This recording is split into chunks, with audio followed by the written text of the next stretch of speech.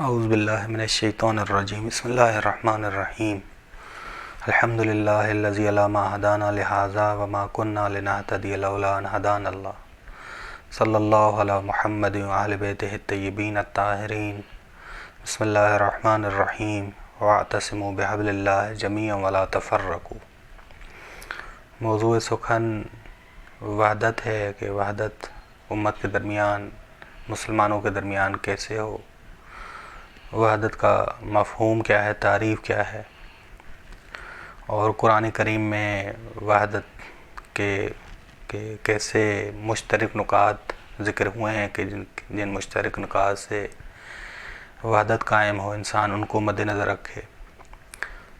ہفتہ وحدت 12 ربیع الاول سے لے کے 17 ربیع الاول تک مسلمانوں کے درمیان یہ دو تاریخیں ہیں کہ اہل سنت کے ہاں مشہور ہے کہ رسول خدا صلی اللہ علیہ وسلم کی ولادت 12 ربیع الاول کو ہوئی، اور اہل تشیع کے ہاں یہ مشہور ہے کہ رسول خدا صلی اللہ علیہ وسلم کی ولادت 17 ربیع الاول کو ہوئی۔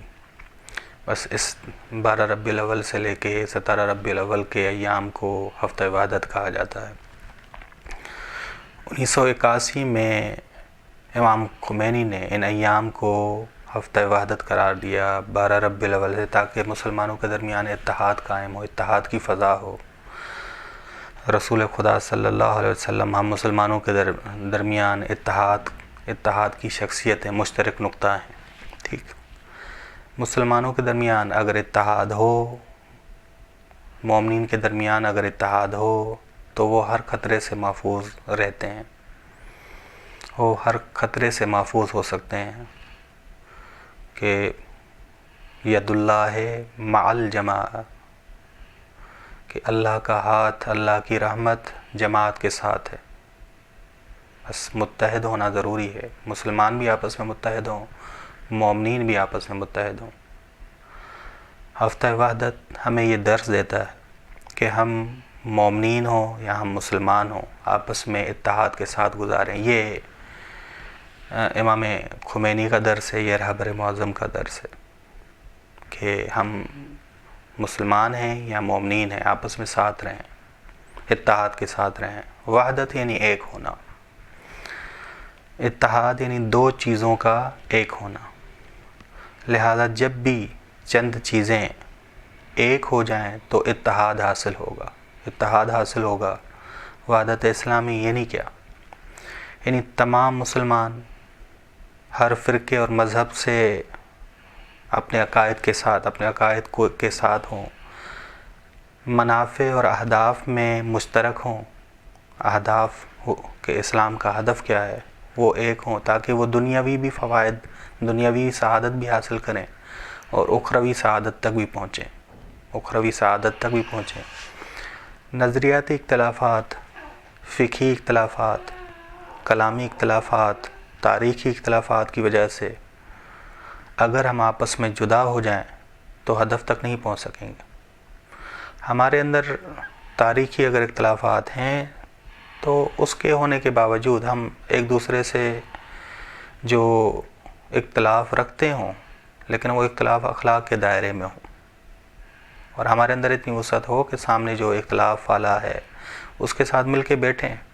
یہ اخلاقی استطاعت، اخلاقی قوت ہمارے اندر ہونی چاہیے کہ ہم سامنے جو ہمارے اختلاف تاریخی لحاظ سے رکھتا ہے، یا اختلاف نظریاتی لحاظ سے رکھتا ہے، یا فقہی لحاظ سے اختلاف رکھتا ہے، یا کلامی لحاظ سے اختلاف رکھتا ہے، ہم اس کے ساتھ مل کے بیٹھیں۔ معاشرہ وہ حالت کہ انسان لوگ مشترک قانون کے ساتھ جہاں زندگی گزاریں، اسے معاشرہ کہا جاتا ہے۔ وہ حالت کہ جہاں انسان لوگ مشترک قانون کے ساتھ زندگی گزارتے ہیں۔ معاشرہ سازی وحدت کے ساتھ ہے، خود سازی گناہ سے دوری کے ساتھ ہے۔ جیسے نماز جماعت ہے، خود سازی کا بھی باعث بنتی ہے، نماز جماعت خود سازی کا بھی باعث بنتی ہے اور وحدت کا بھی باعث بنتی ہے۔ ماہ رمضان ہے، ماہ رمضان خود سازی کا بھی باعث ہے اور وحدت بھی ہے کہ ایک مہینہ ہے جس میں تمام مسلمانوں پہ، تمام لوگوں پر روزے واجب ہیں، وہ روزے واجب ہیں۔ بس وحدت اپنانے میں مشترک نکات ہیں کیا؟ قرآن کریم نے کہا ہے پہلے سورہ حج کی آیت نمبر 5 فَإِنَّا خَلَقْنَاكُم مِّن تُرَابٍ، بس بے شک ہم نے تمہیں مٹی سے خلق کیا. یہ مشترک نقطہ ہے تمہارا کہ تم مٹی سے خلق ہوئے ہو، یہ پہلا. دوسرا یا ایھا الناس انا خلقناکم من ذکر و انثی، اے لوگو. بس انسانوں کے درمیان یہ وحدت ہے کہ تم ایک ماں باپ سے پیدا ہوئے، مذکر اور مؤنث یعنی ایک ماں باپ سے پیدا ہوئے ہو، جناب آدم اور حوا سے پیدا ہوئے ہو. بس یہ مشترک نقطہ ہے تمہارا. یعنی انسانوں کے درمیان بھی وحدت ہو سکتی ہے. بس سورہ حجرات کی آیت نمبر 13 نے کہا کہ اے لوگو، ہم نے تمہیں مذکر اور مؤنث یعنی ایک ماں باپ سے تمہیں خلق کیا، جناب آدم اور حوا سے خلق کیا. تیسری اہل کتاب کے درمیان مشترک نقطہ قل یا اہل الکتاب تعالوا الی کلمۃ سواء، کہہ دو کہ اہل کتاب ہم ایک بات کی طرف آتے ہیں جو ہمارے اور تمہارے درمیان مساوی ہے. وہ کیا؟ اللہ نعبد الا اللہ، خدا کے سوا کسی کی عبادت نہ کریں. یہ سورہ آل عمران کی آیت نمبر 64 نے کہا کہ خدا کے علاوہ کسی کی عبادت نہ کریں. بس اہل کتاب کے ساتھ بھی اتحاد ہو سکتا ہے اگر اہل کتاب ذمی ہیں، یعنی اہل کتاب اگر حربی نہیں ہیں. چوتھا ان الدین عند اللہ الاسلام، یا ومن یبتغ غیر الاسلام دینا، کہ خدا کے ہاں مقبول دین بس ہم مسلمان ہیں، دین ہمارا دین اسلام ہے. تو مسلمان بھی آپس میں ہدف ہمارا یہ ہے کہ اسلام عالمی ہو. یا قرآن کریم نے کہا وَاعْتَصِمُوا بِحَبْلِ اللَّهِ جَمِيعًا وَلَا تَفَرَّقُوا، کہ تم متمسک ہو جاؤ خدا کی رسی کے ساتھ سب کے سب، اور تفرقہ نہ کرو. بس حبل اللہ کی تفسیر یہ ہے. تفسیریں جو کی گئی ہیں حبل اللہ کی، یا قرآن ہے، کتاب ہے، سنت ہے، رسول خدا کی سنت صلی اللہ علیہ وسلم، دین الہی یعنی دین اسلام بھی مراد لیا گیا حبل اللہ سے، سنت رسول خدا بھی مراد لی گئی ہے، کتاب بھی مراد لی گئی ہے، قرآن کریم بھی، توحید خالص بھی، ولایت اہل بیت علیہ السلام بھی. بس یہ مرادیں لی گئیں کہ یہ اس رسی کو مضبوطی سے پکڑو. بعض نے حبل اللہ سے مراد وحدت لیا ہے کہ وحدت کی رسی کو مضبوطی سے پکڑو. بس قرآن ہے، کتاب ہے، سنت رسول خدا ہے، دین الہی ہے، توحید خالص ہے، دین الہی یعنی دین اسلام. بس علامہ طباطبائی رحمۃ اللہ علیہ فرماتے ہیں کہ حبل اللہ کی نزدیک ترین تفسیر قرآن ہے، کہ ہم مسلمانوں کے پاس قرآن ہے اور اہل بیت علیہ السلام ہیں. بس نقطہ ہے اشتراک ہے کہ ہم اکٹھے ہو سکتے ہیں.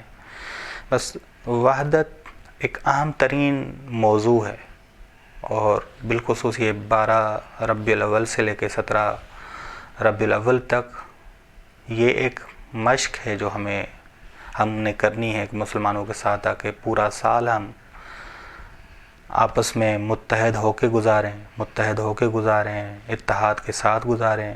بس مومنین کے درمیان بھی اتحاد ہونا چاہیے، مسلمانوں کے درمیان بھی اتحاد ہونا چاہیے. بس ایسا نہ ہو کہ کہیں ایک جانب سے ہم جدائی اختیار کریں، دوسری جانب سے ہم اتحاد قائم کریں. بس ضروری ہے کہ مسلمانوں کے درمیان وحدت قائم کرنے کے لیے آپس میں ہم بھی متحد ہوں، ہم آپس میں مومنین بھی متحد ہوں. یہ ہمیں خدا توفیق دے. صلی اللہ علی محمد اہل بیتہ الطیبین الطاہرین.